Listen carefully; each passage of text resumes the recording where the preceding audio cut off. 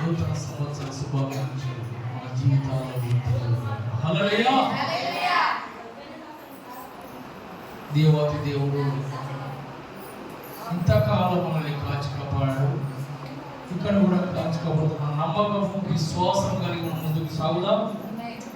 ఎందుకంటే నూతన సంవత్సరం చూడకుండా చాలా మంది గొప్ప గొప్ప వాళ్ళు ఈ లోకం వదిలిపెట్టారు. కానీ యోగ్యత, అర్హత, ఆ ధన్యత మనకు మాత్రమే ఉన్నది. హల్లెలూయా. ఎందుకంటే మనకు ధన్యులము. నేను ప్రతిసారి చెప్తూ ఉంటాను కదా, మనకు ధన్యులము అనుకుని ముందుకు సాగాలి. ఈ విషయంలో నేను 2024 సంవత్సరంలో ఇక సువార్త ఉద్యమంలో చాలా ముందుకు సాగాలని ఆశపడుతున్నా.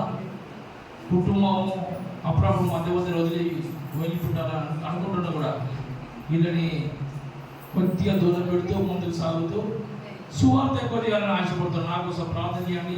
అంటే ఫుల్ టైం సేవ చేయాలి. అనేక రక్షణలోకి రావాలి. చాలా మంది నష్టపోతున్నారు, ఈ లోకయాత్ర ముగించి చనిపోతున్నారు. మనం చేయవలసింది గొప్ప పని. ఈ గొప్ప పనులు అందరినీ దేవుని కోసం సంపాదించాలి. మరి నా జీవితంలో ఇది ఆశయం ఉంది. దీనికోసం అందరూ ప్రార్థన చేయండి. నేను మీకోసం ప్రార్థన చేస్తాను.